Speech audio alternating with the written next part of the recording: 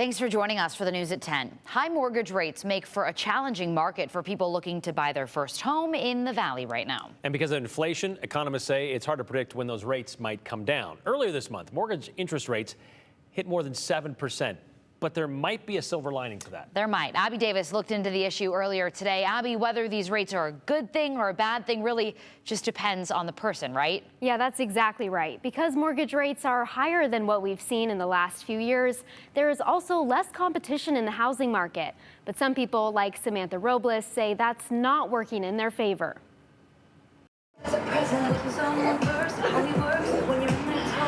The Robles family is a family full of Taylor Swift fans. How many times a day do you guys have dance parties?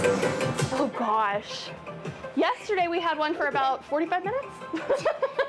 But the space Samantha Robles dances in with her two kids isn't quite working anymore. So she and her husband want to get out of their apartment and buy a house. We started the process around July. But Robles says current mortgage rates aren't making things easy. When you go along with the housing prices and then on top of it you have the rates, it feels almost impossible for you to be able to get in anything. Federal data shows right now the 30-year average fixed mortgage rate is nearly 7.2%. That's about a 1.5% increase from last year. Economics professor Peter Crabb says those numbers might shock some people. So it was just 3 to 4 years ago when 4% or even 3% something was the norm on a standard mortgage rate. But he also says we've seen rates above 7% before. And really, 7% is the long-term historic average for the 30-year fixed-rate mortgage in the United States. We're in a unique situation where there's less buyers in the market because of rates. Something loan officer Chris Ubaraga says might actually help home buyers. We can help the realtor structure a deal on a purchase of a home